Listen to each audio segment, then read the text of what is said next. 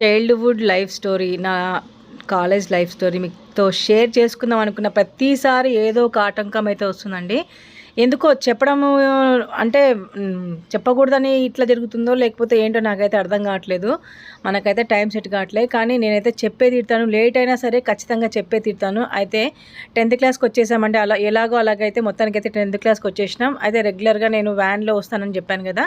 మా వ్యాన్ ఏంటంటే మాకు స్కూల్‌కి దగ్గరలో అందరం అక్కడే అనమాట. మా స్కూల్‌లో చదివే పిల్లలమందరం కూడా అదే దగ్గర ఒక ప్లేస్ దగ్గర వచ్చి వ్యాన్ మమ్మల్ని ఆపేసి వెళ్ళిపోతదనమాట. మళ్ళీ సాయంత్రం మేము స్కూల్ అయిపోయిన తర్వాత అక్కడికి వచ్చి నిలబడితే మళ్ళీ మమ్మల్ని పికప్ చేసుకొని ఇంటికాడ వదిలిపెడతదనమాట. అయితే మేము రెగ్యులర్‌గా నిలబడే దగ్గర ఏంటంటే లింగం బావి దగ్గర మేము నిలబడతాం. మీకు గద్వాల తెలిస్తే మీకు ఖచ్చితంగా అర్థమవుతది లింగం బావి ఎక్కడుందనేది. మేము అక్కడ నిలబడుతుంటిమనమాట. అయితే అక్కడ కన్‌స్ట్రక్షన్ జరుగుతుంది. కన్‌స్ట్రక్షన్ జరుగుతుంటే మనకు సంపులాగా కడతారు కదండీ వాటర్ కోసం అని చెప్పేసి. అలా కన్‌స్ట్రక్షన్ జరుగుతుంటే నేను తొంగి చూసాననమాట. తర్వాత ఏమైంది నెక్స్ట్ షాట్‌లో చెప్తా. వీడియో నచ్చితే లైక్ చేయండి, షేర్ చేయండి, సబ్స్క్రైబ్ చేయండి. బై.